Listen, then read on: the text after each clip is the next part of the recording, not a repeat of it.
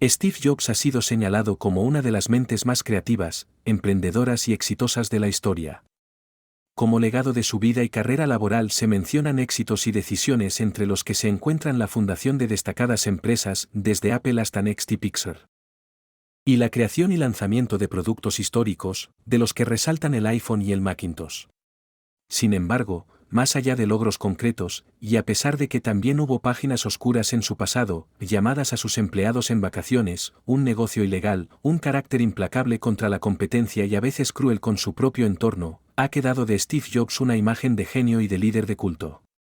Más de una década después de su fallecimiento, se siguen analizando al detalle cada correo electrónico, cada conversación, cada conferencia, cada palabra del fundador de Apple, con la intención de extraer un consejo de gestión, una reflexión emprendedora, un truco para los negocios o una cita inspiradora. Especialmente famoso se ha hecho el discurso que Jobs pronunció durante la graduación de estudiantes de 2005 en la Universidad de Stanford, una de las más prestigiosas de Estados Unidos. En este, recorre los momentos clave de su vida y su carrera a través de solo 3 historias y habla de superación, pasión por lo que se hace y no perder la fe en uno mismo.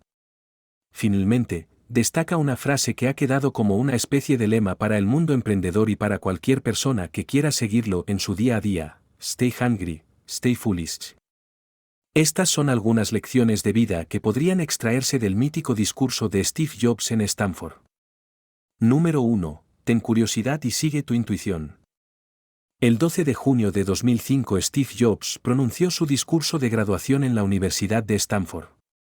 Su elección como ponente puede parecer obvia, entonces era el CEO de Apple y Pixar, ya muy reconocido, pero también paradójica. Precisamente Jobs abandonó la universidad, Reed College, tras solo 6 meses, celebró haberlo hecho y lanzó una puya sobre lo caro que son instituciones como estas en Estados Unidos.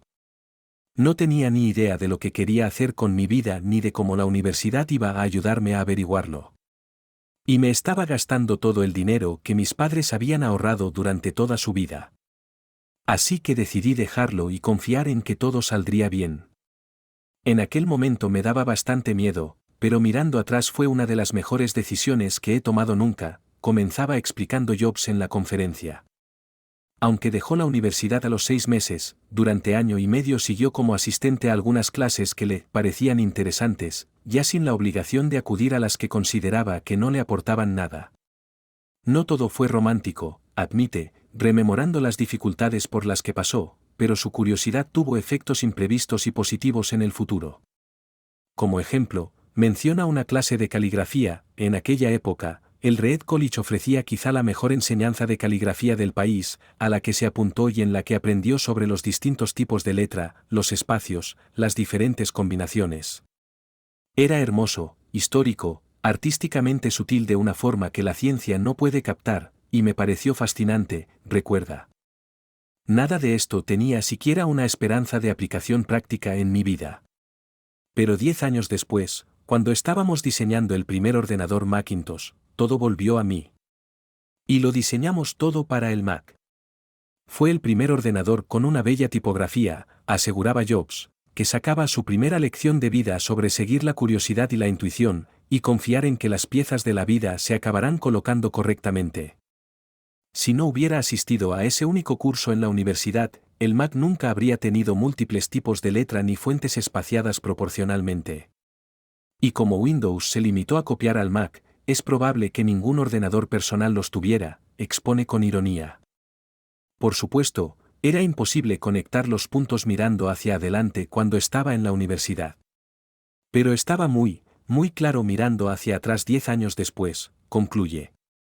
Número 2. Aunque la vida te golpee, no pierdas la fe ni la confianza en ti. A veces la vida te golpea en la cabeza con un ladrillo. No pierdas la fe, es la siguiente lección de vida clara y directa que repartió Jobs en su discurso. En su caso, tuvo que lidiar con dificultades económicas de joven, dormía en el suelo de las habitaciones de sus amigos, recogía botellas por los céntimos que dan por el envase, cruzaba toda la ciudad para comer gratis y caliente en un templo de Hare Krishna, un cáncer y un despido a lo grande. Este último llegó cuando tenía 30 años, una década después de la famosa fundación de Apple junto a Steve Wozniak en un garaje y tras convertirse en una empresa de $2.000 millones con más de 4.000 empleados. Acabábamos de lanzar nuestra mejor creación, el Macintosh, y yo acababa de cumplir 30 años. Y entonces me despidieron. ¿Cómo pueden despedirte de una empresa que has fundado?, se plantea. Él mismo lo explicaba. Tras conflictos y diferentes visiones de futuro, Jobs fue despedido, y muy públicamente. Lo que había sido el centro de toda mi vida adulta había desaparecido, y fue devastador. Durante unos meses no supe qué hacer. Sentí que había defraudado a la generación anterior de empresarios, que había perdido el testigo que me habían pasado, declaró Jobs, quien se planteó huir de Silicon Valley. Pero poco a poco empecé a darme cuenta de que seguía amando lo que hacía. Los acontecimientos de Apple no habían cambiado nada. Me habían rechazado, pero seguía enamorado. Así que decidí empezar de nuevo, continúa el icono. No lo vi entonces, pero resultó que ser despedido de Apple fue lo mejor que me podía haber pasado. La pesadez de tener éxito fue sustituida por la ligereza de volver a ser un principiante, menos seguro de todo.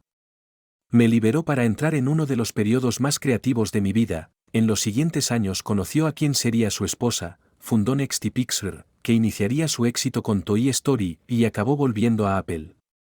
Estoy bastante seguro de que nada de esto habría ocurrido si no me hubieran despedido de Apple. Era una medicina con un sabor horrible, pero supongo que el paciente la necesitaba. A veces la vida te golpea en la cabeza con un ladrillo. No pierdas la fe, asevera. Número 3. Tienes que encontrar lo que amas, no te conformes con menos. Ama lo que haces, es el siguiente consejo de Jobs. Estoy convencido de que lo único que me hizo seguir adelante fue que amaba lo que hacía. Tienes que encontrar lo que amas, tanto en la vida laboral como en la personal. Tu trabajo va a ocupar una gran parte de tu vida, y la única forma de estar realmente satisfecho es hacer lo que crees que es un gran trabajo. Y la única forma de hacer un gran trabajo es amar lo que haces. Si aún no lo has encontrado, sigue buscando. No te conformes, prosigue el entonces CEO de Apple.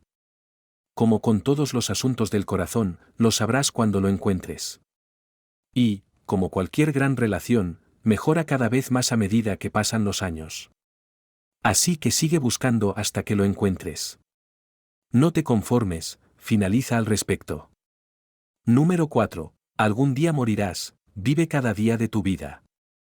Cuando tenía 17 años, leí una cita que decía algo así como, si vives cada día como si fuera el último, seguro que algún día tendrás razón.